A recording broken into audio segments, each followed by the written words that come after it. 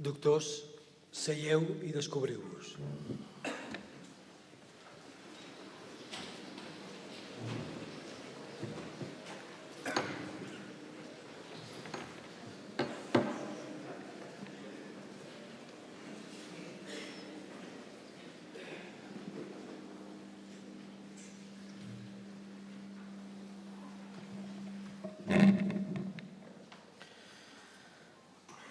Sigueu tots benvinguts a aquest acte acadèmic d'investidura del professor Kip Thorne com a doctor honoris causa per la Universitat Politècnica de Catalunya. Una cordial salutació també a aquells que esteu seguint aquest acte a través del canal UPC TV. M'acompanyen a la taula el secretari general de la UPC, el professor Josep Maria Sallan, i el vicerrector de recerca de la UPC, el professor Fernando Orejas. El professor Enrique García Berro serà el padrí del nou doctor honoris causa. Tinc el plaer d'obrir la sessió. El secretari general de la Universitat Politècnica de Catalunya, el doctor José María Sallan, llegirà l'acte de nomenament del professor Thorne com a doctor honoris causa d'aquesta universitat. Sisplau, secretari. Moltes gràcies. La recent detecció directa de les ones gravitatòries ha permès la confirmació experimental de la darrera de les prediccions de la teoria de la relativitat general que encara estava per comprovar. Això no tan sols ha corroborat les previsions d'Albert Einstein, sinó que també ha suposat l'apertura d'una nova era per la física. Ens permetrà explorar mitjançant una nova finestra observacional, a més de l'electromagnètica, les propietats de l'univers. Aquest descobriment, de cabdal importància, ha estat possible mercès a una nova generació de detectors d'ones gravitatòries que incorporen en el seu disseny impressionants avenços tecnològics, doncs aquests detectors han de tenir una sensibilitat extraordinària. Tot això no hauria estat possible sense la revolucionària visió del professor Kip Thorne, Feynman Professor of Theoretical Physics del California Institute of Technology. El professor Thorne ha estat un dels pioners en aquesta disciplina científica i sense les seves aportacions no es podien entendre els avenços científics i tècnics que han portat a aquest descobriment excepcional. Les contribucions del professor Thorne al desenvolupament científic i tecnològic són nombroses i diverses. En particular, els seus treballs no tan sols s'han centrat en àrees exclusivament científiques, com ara la gravitació, l'òptica i l'astrofísica, sinó també en àrees de caire marcadament tecnològic, com ara el disseny d'algoritmes de processat del senyal, conformant d'aquesta manera una trajectòria professional d'acusat caire multidisciplinari el que fa d'ell un acadèmic difícil de classificar. L'impacte de la seva tasca acadèmica és absolutament inqüestionable i ha estat el responsable de tota una generació de científics brillants que van realitzar la seva tesi doctoral sota la seva supervisió. Ha estat també el primer promotor de l'Observatori d'Ones Gravitatòries LIGO, que ha portat a terme la detecció de les ones gravitatòries emeses en la coalescència de dos forats negres, confirmant d'aquesta manera l'existència d'aparells de forats negres. El professor Thorne, a més, ha rebut nombrosos reconeixements de les institucions acadèmiques més prestigioses del món. En definitiva, la trajectòria del professor Thorne és reconeguda i admirada per la comunitat científica internacional. El rector va rebre una proposta formal del Departament de Física per investir el professor Kip Thorne doctor honoris causa per la Universitat Politècnica de Catalunya. Com a secretari general, certifico que aquesta proposta va ser aprovada pel Consell de Govern de la Universitat en sessió de 15 de desembre de 2016. Gràcies. Prego el professor Fernando Orejas, vicerrector de recerca, que vagi a buscar el professor Kip Thorne.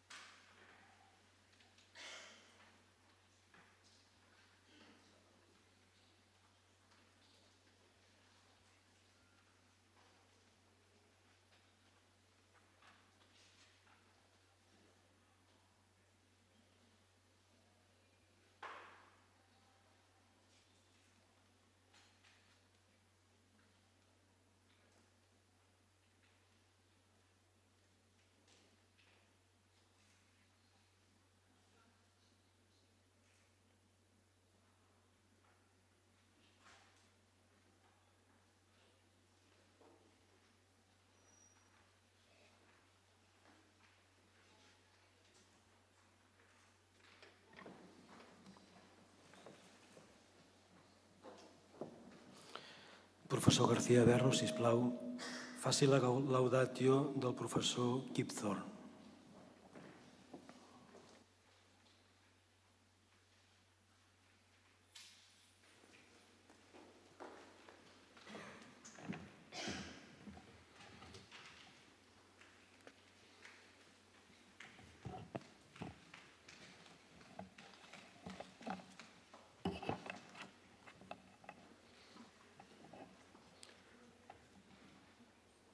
Rector magnífic, cònsols dels Estats Units d'Amèrica, autoritats civils, autoritats acadèmiques, professors i alumnes, amics i amigues.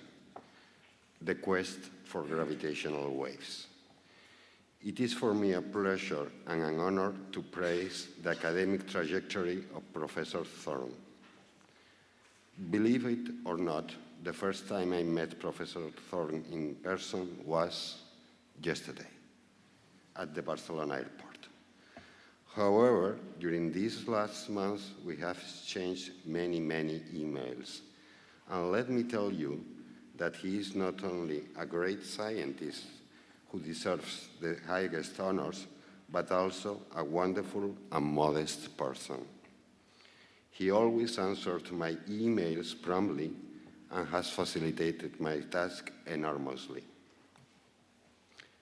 The idea of awarding Professor Thorne an honorary doctorate for the UPC originally came up in November 2015, when the LIGO, Laser Interferometer Gravitational Wave Observatory Detector, confirmed the existence of gravitational waves experimentally. Although in September 2015, there were rumors in the scientific community about an important announcement of the LIGO experiment, I waited until the results were published in the physical review letters, shortly after the discovery. Actually, the printed version of the paper was published in 2016. I enjoyed reading the paper very much. It took me about 15 minutes to read and understand what they had done, and to figure out how compelling was the evidence for detection of gravitational waves. In fact, I think the paper is a true masterpiece of scientific literature.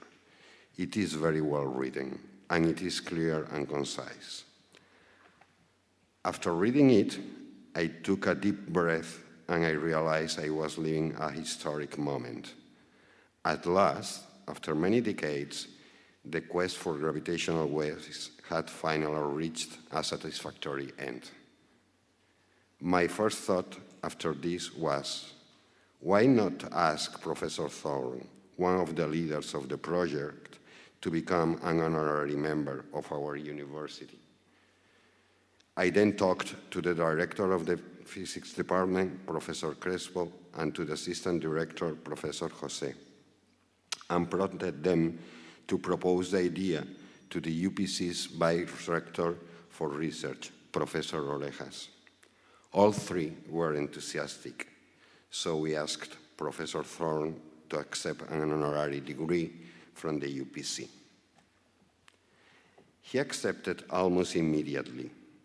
Then we collected letters of support from some of the most prestigious academic institutions, such as the University of Cambridge, the Max Planck Institute for Gravitational Physics, and the University of Trento, as well as from several national research centers and university departments. Professor Thorne was born in Utah in 1940. He studied physics at Caltech and graduated in 1962. He obtained a PhD from Princeton University 3 years later. Professor Thorne returned to Caltech first as an associate professor in 1967 and was appointed professor of theoretical physics in 1970. Later, in 1981, he became the William Keenan Jr. professor, and then in 1991, the Feynman professor of theoretical physics. He is now emeritus professor at Caltech. Trying to praise the scientific trajectory of Professor Thorne is a challenging endeavor. His achievements are many and widely known. He has made seminal contributions to many fields of physics. His research encompasses not only gravitational physics and astrophysics, with an emphasis on relativistic stars, black holes, and gravitational waves, but also optics, data analysis techniques to detect gravitational waves, the design of gravitational wave detectors, the study of noise sources in these detectors, and the design of algorithms to control them.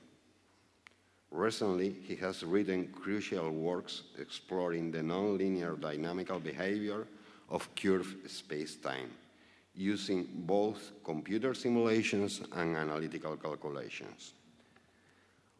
For the sake of conciseness, I will only review the merits of Professor Thorne in gravitational physics and astrophysics. Those who are interested can find more information on his contributions in other areas of contemporary physics elsewhere. Professor Thorne was co-founder of the LIGO project, the most advanced gravitational wave detector ever built, and he chaired the steering committee that led LIGO in its earliest years, from 1984 to 1987.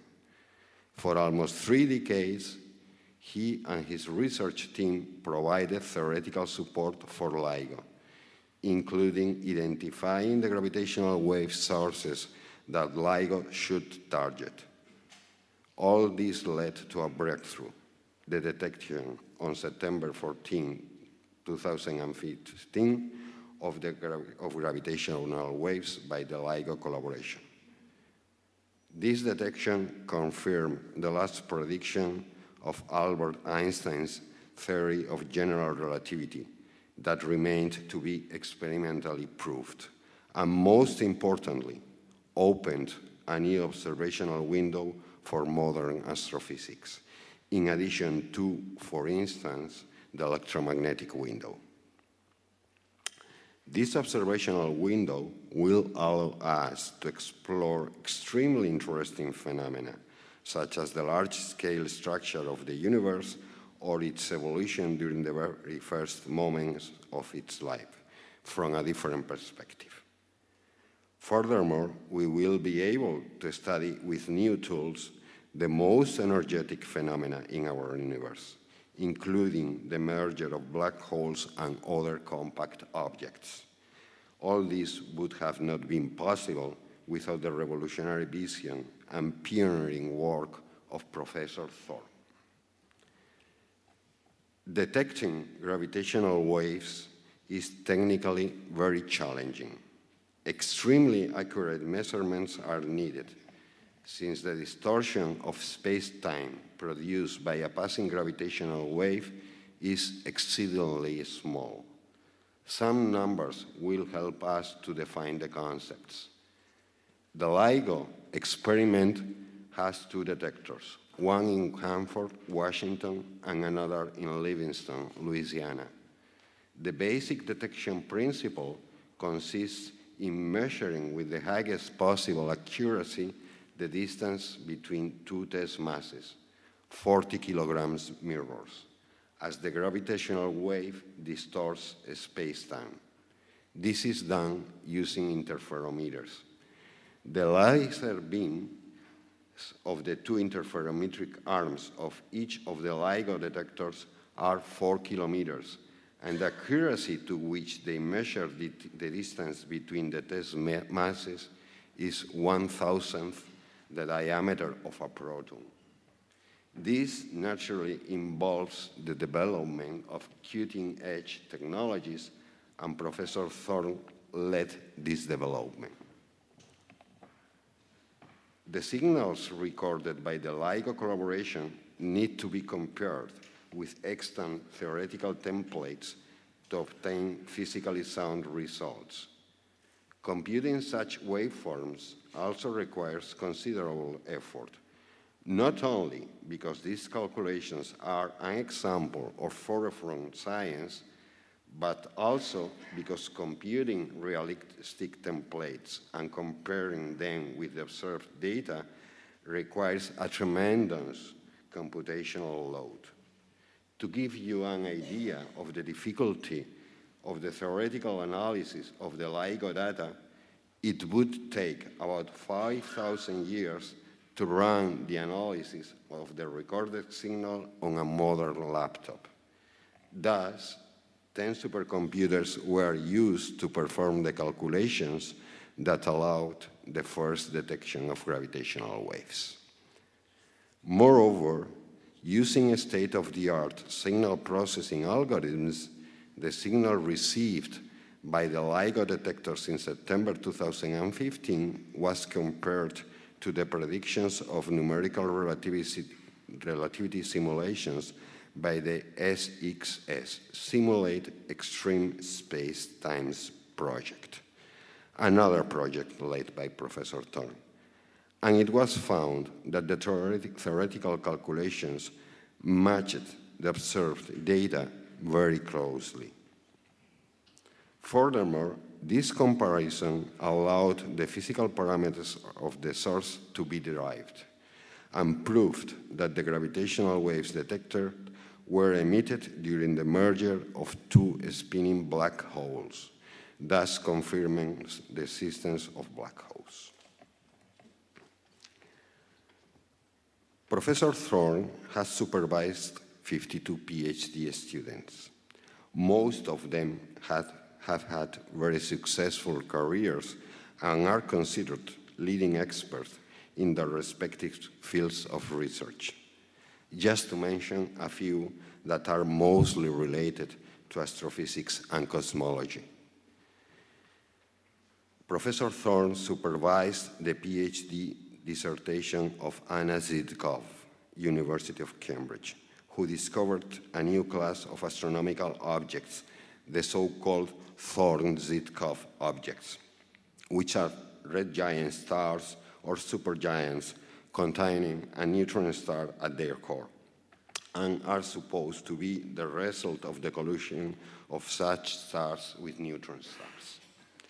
He also mentored, together with Stephen Hawking, the PhD dissertation of Don Page, University of Alberta in Canada. They developed the general relativistic theory of thin accretion disks around black holes, an essential problem in relativistic astrophysics.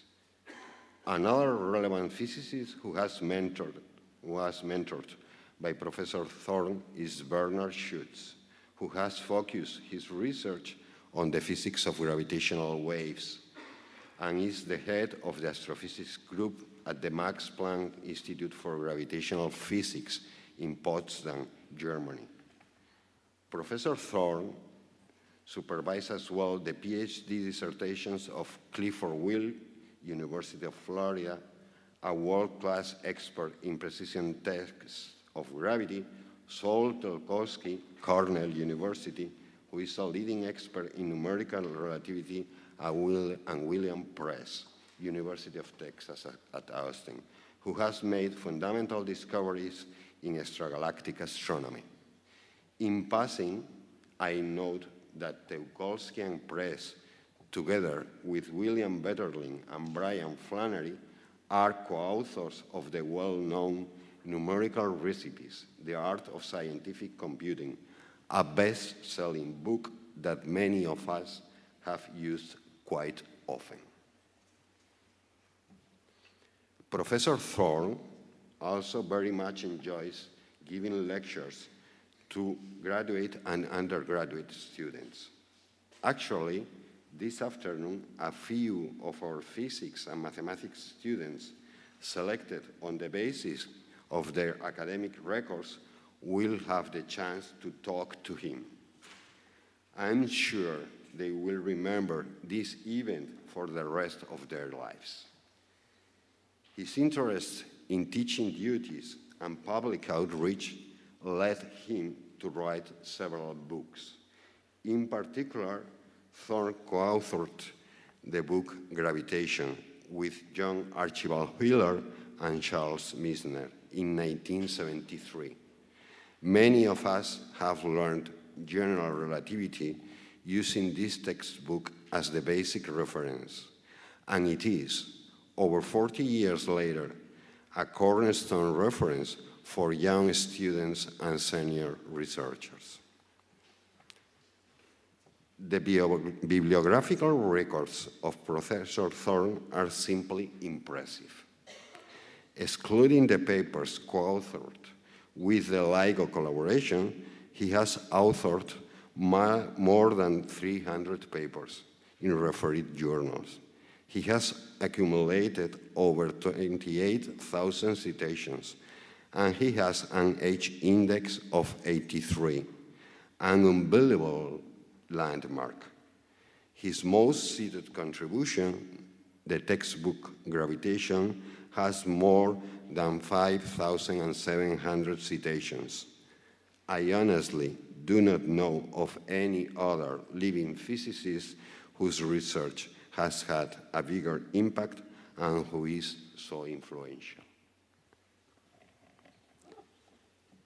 Professor Thorne also pursued a career in movie making. His first Hollywood movie was Interstellar, directed by Christopher Nolan in 2014. He was the science advisor and an executive producer of the film. He also contributed ideas on wormhole travel to Carl Sagan for use in his novel Contact.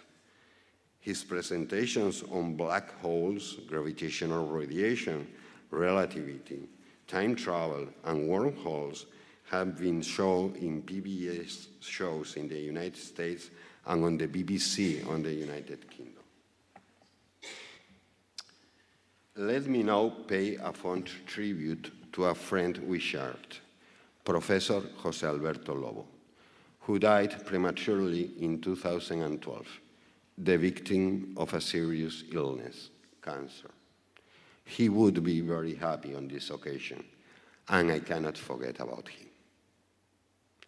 I will always remember fruitful discussions with him about the gravitational waves radiated during the coalescence of a white dwarf binary system, a problem that I have studied to address the nature of the progenitors of thermonuclear supernovae. He insisted that I should compute the gravitational wave pattern, and this is probably why I'm here today. Obviously, to compute the resulting radiation pattern of merging white dwarfs, I use Professor Thorne's book. Professor Lobo was the pioneer of gravitational wave astronomy in Spain. When almost nobody believed in the possibility of detecting gravitational waves, he studied practically by himself such a possibility. As the experimental techniques advanced, he started to set up a small but very competitive group that later became involved in the design of LISA Pathfinder, LPF, a European Space Agency mission that aimed to demonstrate the feasibility of LISA, a spaceborne gravitational wave observatory that shares its working principles with ground-based interferometers, but on a much larger scale, 2.5 million kilometers.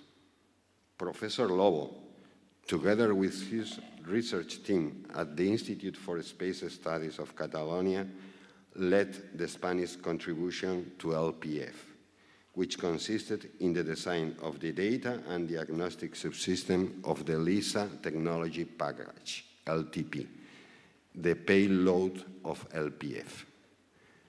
Several UPC research groups have participated in this effort. To conclude, I would like to paraphrase the words of President John Fitzgerald Kennedy in his very famous address to the United States Congress to ask for support to reach the moon. Professor Thorne chose to detect gravitational waves not because it was easy, but because it was hard. Because the goal served to organize and measure the best of our energies and skills. Because that challenge is the one he was willing to accept, the one he was unwilling to postpone, and the one he intended to win. And he did. Thank you very much. Muchas gracias.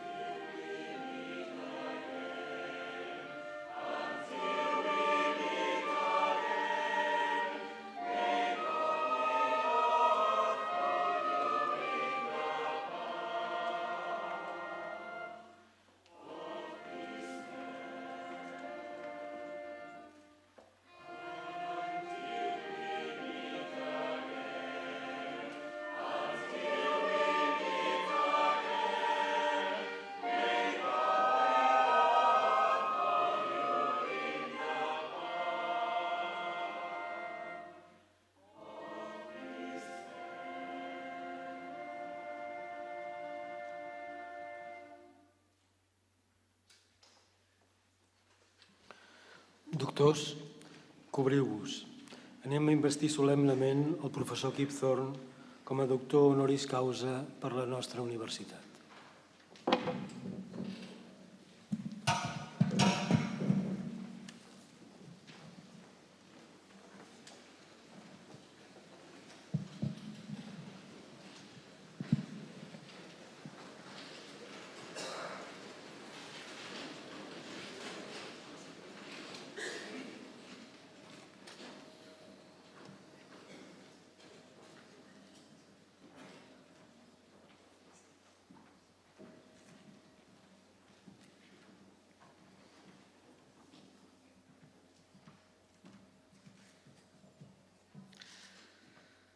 On behalf of the faculty of the Universitat Politècnica de Catalunya, in recognition of your outstanding achievements, I grant you an honorary doctorate. By the authority vested in me, I present you this diploma.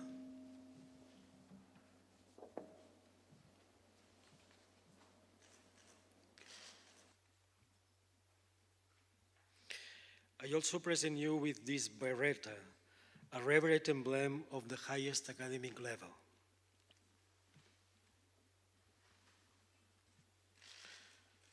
Wear it proudly as a symbol of your achievements.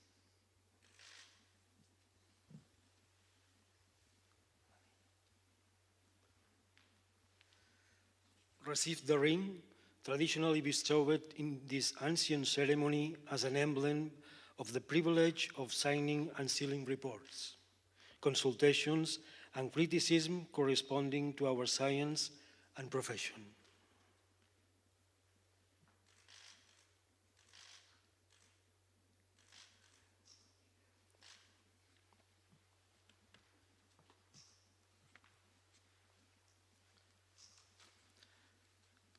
And receive also these white gloves, which signify that your hands must remain pure, and like the ring, are a symbol of your dignity.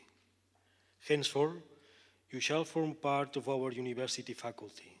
Please receive a fraternal embrace from those who are honored to you call a colleague.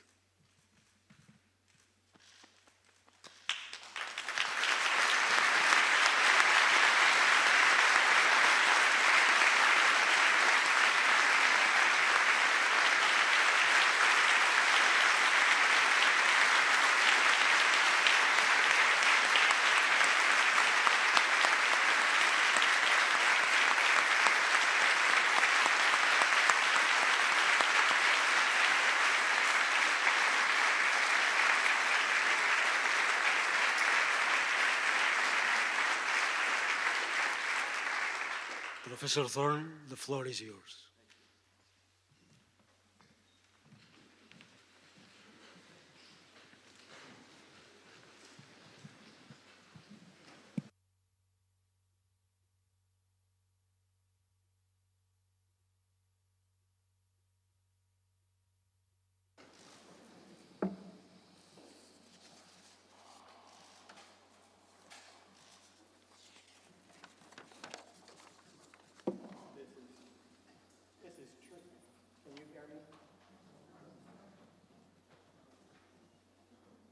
Can you hear me now? Good.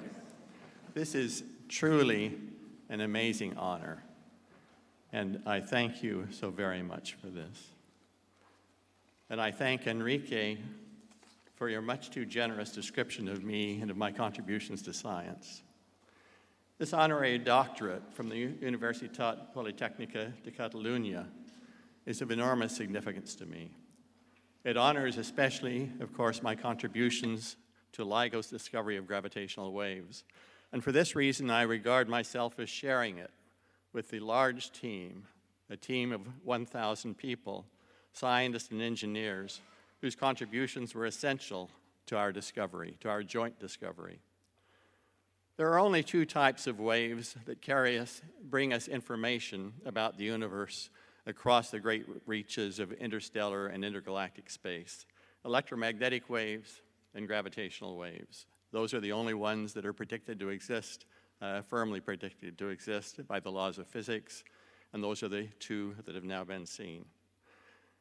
The two types of waves travel at the same speed, but aside from this, they couldn't be more different. Electromagnetic waves, which of course include light, infrared waves, microwaves, radio waves, ultraviolet waves, X-rays, and gamma rays. All of these electromagnetic waves are oscillations of the electric and the magnetic field that propagate through space as time passes. Whereas gravitational waves are oscillations in the very fabric, the shape of space and time.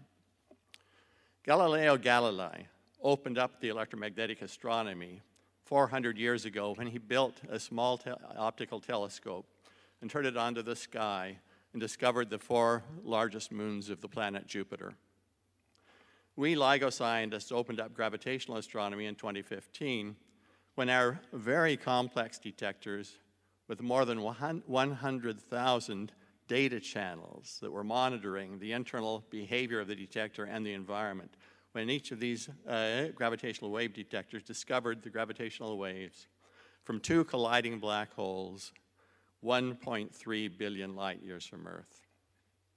The efforts that produced these 2 discoveries also could not have been more different. Galileo made his discovery alone, although he built on ideas and technology of others. We LIGO scientists made our discovery through a tight collaboration of more than 1,000 scientists and engineers, which also included the European Virgo project, which participated and made major contributions to the data analysis for the great discovery. Professor Garcia Barro refers to me as one of the leaders of the LIGO project. However, I was a leader in a formal sense for only 3 years, from 1984 to 1987, when I chaired LIGO's steering committee, which consisted of the 3 founders of LIGO, myself, Ray Weiss of MIT, and Ronald Drever, who, like me, was at Caltech. Our 3-person steering committee was a terrible failure. We frequently disagreed. We very frequently disagreed. And we couldn't make decisions fast enough, not nearly fast enough, to move the project forward efficiently. Richard Isaacson, our superb funding officer at the U.S. National Science Foundation, NSF, told us unequivocally in late 1976 that success would require LIGO to have a single director, a director with the authority and the power to make all major technical and managerial decisions. That director did not need prior experience in our field of gravitational waves, which seemed to me just totally counterintuitive, but I learned that that really was the case. What he or she did need was great skill in designing a collaboration structure and a management structure, skill in learning the essential physics quickly, skill in seeking the relevant advice from the best experts, skill in making wise decisions based on that advice, and skill in convincing the members of the collaboration to accept his or her decisions, skill, in fact, in making the members of the collaboration believe these were really their decisions, which he was just ratifying, he or she was just ratifying. LIGO's success is largely due to a sequence of very strong directors who had those skills. Robbie Vogt, then Barry Barish, who really led us in the transition from small science to a big science mode of operation. Then Jay Marks, and now David Wrightsey. And of these four, only the last, David Wrightsey, had experience in gravitational wave science before becoming LIGO's director. Many other big science projects have floundered or even collapsed because they failed to give sufficient power to a single director with the necessary skills. Since I was not a successful organizational leader or decision-making leader of LIGO, what did I contribute? Well, as Professor Garcia-Berro indicated, I formulated a vision for the science that LIGO would do. And I kept my eyes on what we call the end game, the final conclusion, what was required to bring this project to fruition, what would be required for a full success in the end. What is missing that must come together with a mainstream LIGO experimental effort in order to open up gravitational astronomy and maximize the information that it brings to us? For me, developing that vision and keeping my eyes on the end game were half a century quest, as it was for Ray Weiss, who really was the inventor of these types of gravitational wave detectors, the primary inventor. I was inspired to focus on gravitational waves as a student in 1963, inspired by my mentor, John Wheeler at Princeton, and by the first experimenter to attempt detecting gravitational waves, Joseph Weber at the University of Maryland. Especially important to me personally were conversations with Joe Weber hiking in the Alps in 1963, and we spent many long hours hiking and talking about gravitational waves and gravitational wave technology and the science that we might hope to do with gravitational wave detectors. So in 1966, when I joined the faculty at Caltech, I began formulating my vision for the sources of gravitational waves and the insights that gravitational waves might bring to us. A vision based largely on information and ideas that I gathered from my own students, from physics and astronomy colleagues around the world, Europe, Asia, the US, Australia. I continued to update that vision over the decades from then until the 2000s, and I incorporated this vision into the funding proposals that we wrote for LIGO, and I offered it to my LIGO colleagues as some guidance for their data analysis efforts. In 1972, Ray Weiss created a detailed design for this new type of gravitational wave detector based on laser interferometry, a design that would ultimately become LIGO. In the most powerful experimental paper that I have ever read, Ray identified all the major noise sources that this type of gravitational wave detector would have to confront, and he described ways of dealing with each and every one of them. And he estimated the sensitivity of the resulting detector. By comparing with the wave strength that my colleagues and I, as theorists, were estimating, he concluded that such a detector had a good possibility of ultimate success. At first, I was very skeptical. It was unbelievably small, the motions of mirrors that would have to be made, followed if this were to succeed. I was so skeptical that in the textbook Gravitation, which you saw an image of the book on the screen earlier, in that textbook that I published the following year with Charles Misner and John Wheeler, I said that Ray's detector was not promising. And you'll find those very words in that book. And then I spent most of the rest of my career trying to help him and the other experimenters and data analysts make this happen. The problem was that it required using light to monitor motions of mirrors that were 1 trillion times smaller than the wavelength of the light that was being used, and that just seemed ridiculously impossible.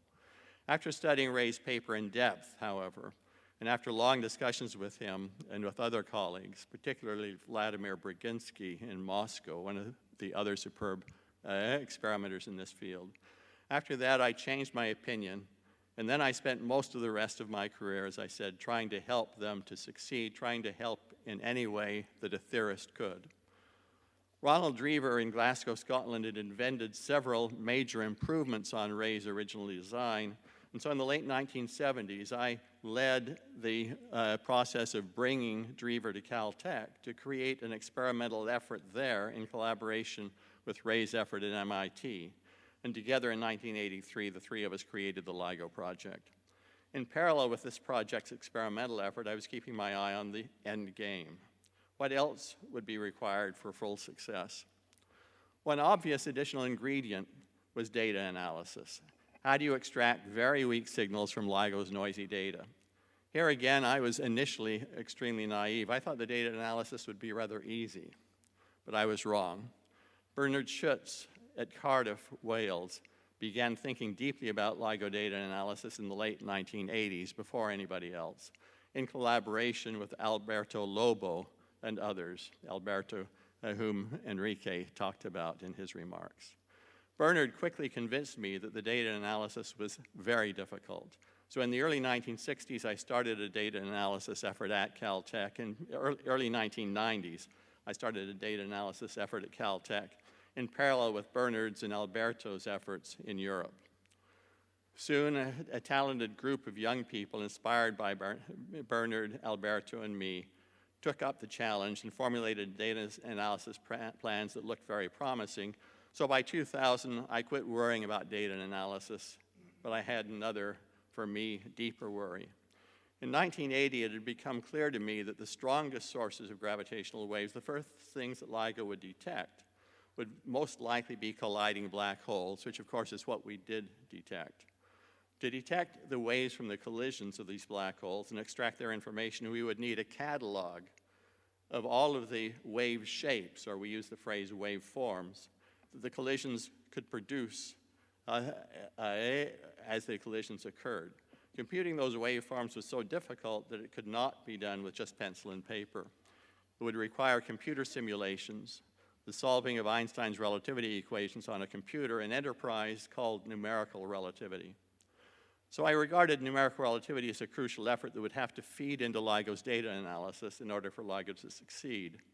In the early 1990s, there were about a dozen small research groups around the world trying to perfect computer codes for numerical relativity. But progress was very slow. Under pressure from Richard Isaacson, the superb NSF program director for gravitational physics, the person who had forced us to get a real director for LIGO instead of trying to run it ourselves, the three of us who were the founders.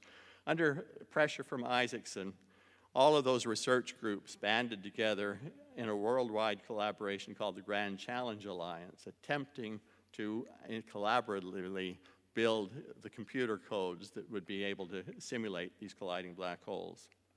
I was the chair of the Grand Challenge Alliance's advisory committee, and as I watched the developments in the 1990s, I became more and more worried because this was not moving nearly fast enough for us to have any confidence that the simulations would be in hand, would be complete, even that any of them would have been done before LIGO started seeing gravitational waves.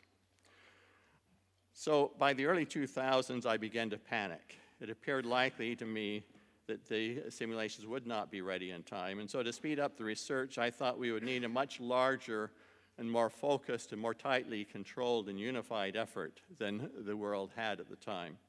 Fortunately, by then I had trained a set of young scientists who could take over the roles I was playing inside the LIGO experiment.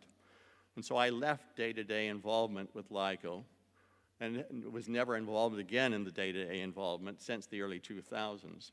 And instead, I turned to creating a large and focused effort on numerical relativity in collaboration with one of the intellectual giants of that field, Saul Tucholsky at Cornell University, who, as Enrique mentioned, had been my PhD student, but that was many, many decades earlier. We called our effort the SXS Project, the project to simulate extreme space-times. In 2004, a postdoc in our project, Franz Pretorius, who's now a full professor at Princeton University, in 2004, as a postdoc, he succeeded in creating the first computer code that successfully did simulate two black holes orbiting around each other, colliding and merging, and computed the gravitational waveforms, the wave shapes that were produced. Building on Pretorius's breakthrough, by 2015, our SXS collaboration, and also several other numerical relativity groups around the world, had successfully constructed computer codes for doing these simulations with the level of accuracy that was required for the LIGO to match the LIGO observations, and had completed a catalog of gravitational waveforms to underpin LIGO's data analysis and its gravitational wave discoveries.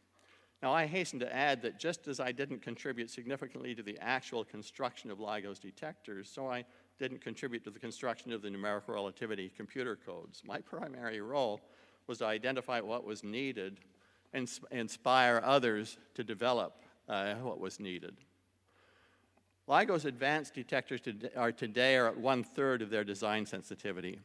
When fully perfected, they will see 3 times farther into the universe, encompassing a volume 3 cubed or 27 times larger. So instead of discovering roughly 1 black hole collision per month when the searches are being carried out, they will be discovering roughly 1 per day in about 2020. With further planned improvements, they will discover a few per hour by the late 2020s or perhaps 2030, and also waves from many, many other kinds of sources. This, however, will require a major change in the detector's designs, a change predicted a half a century ago by that Russian experimental physicist Vladimir Brzezinski, whom I mentioned before. In 1968, this is half a century ago, Brzezinski told us that for ultimate success, no matter what kind of design we might choose for gravitational wave detectors, we would have to monitor the motions of very heavy objects, such as LIGO's mirrors, with laser beams bouncing back and forth between them, measure them with such high precision that we would see their motions fluctuate unpredictably. In the case of these mirrors, what is really measured with the laser beams is the motion of the center of mass of the mirror. And so the mirror is like a particle, a 40-kilogram particle. And we would see that 40-kilogram particle at center of mass degree of freedom fluctuate quantum mechanically because measurements are being made with such exquisite accuracy, tiny fluctuations, but so big that they're sticking up in the LIGO data. And that would be what we would have to face when LIGO reaches design sensitivity.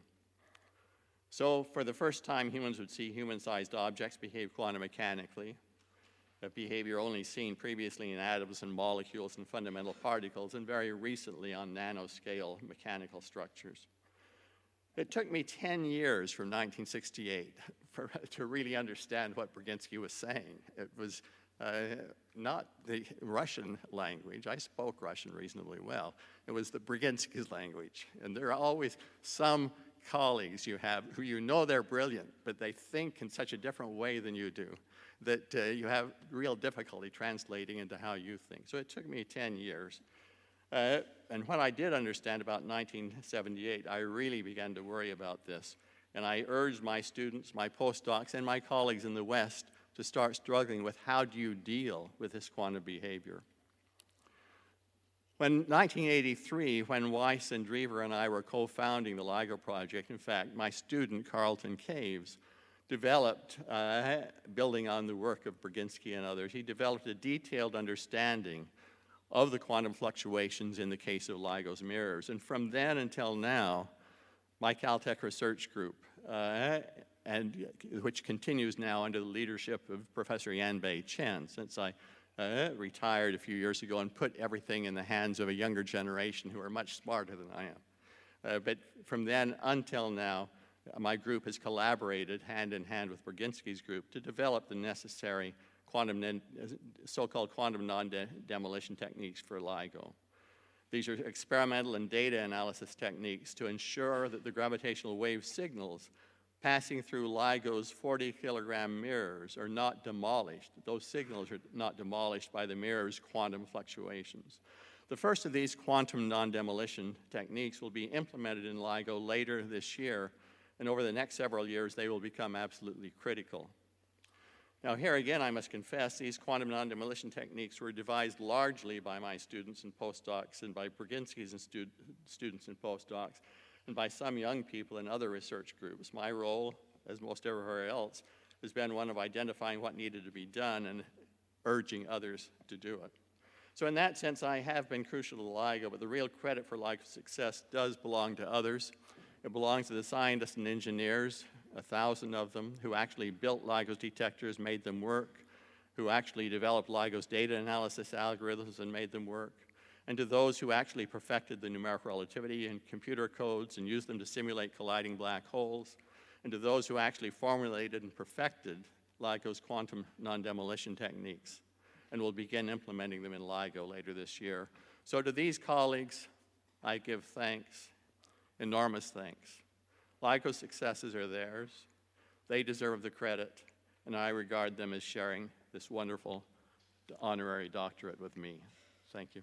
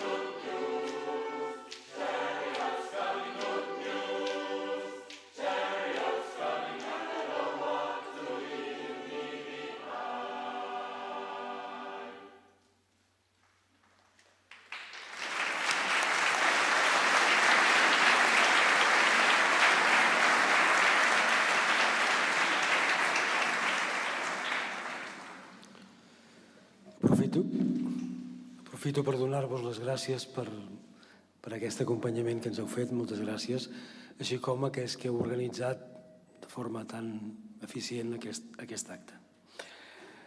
I would like to thank Professor Kip Thorne for accepting the honor of being part of our Senate and for making the Universitat Politècnica de Catalunya proud in this way.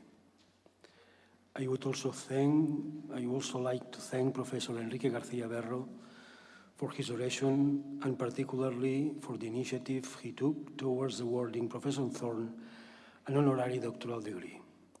Enrique, thank you for contributing to making our university bigger and better. We have just seen why Professor Thorne has been awarded an honorary doctoral degree. Professor García Berro had already alerted us to his modesty, which you must also have appreciated in his acceptance speech. His modesty, however, doesn't diminish the quantity and the quality of his merits.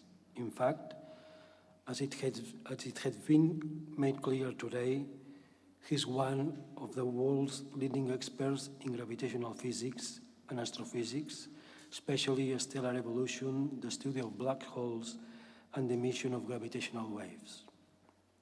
I will not repeat his career now, and will refer only to what we might call his inspirational ability, which is no less valuable than his career as a scientist. Professor Thorne has said that his merit was identifying what needed to be done and urging others to do it. This is precisely the spirit of true leaders, who take the blame when things go wrong, who explain that results are the product of teamwork, but who also, when an achievement really is an indisputable success, openly state that the achievement is someone else's. This is the type of leadership that Professor Thorne has shown over the years. He's a humble leader who really has driven research forward, and he's an example to all of us. Thank you, Professor Thorne, for your mastery, and thank you all of us for being here.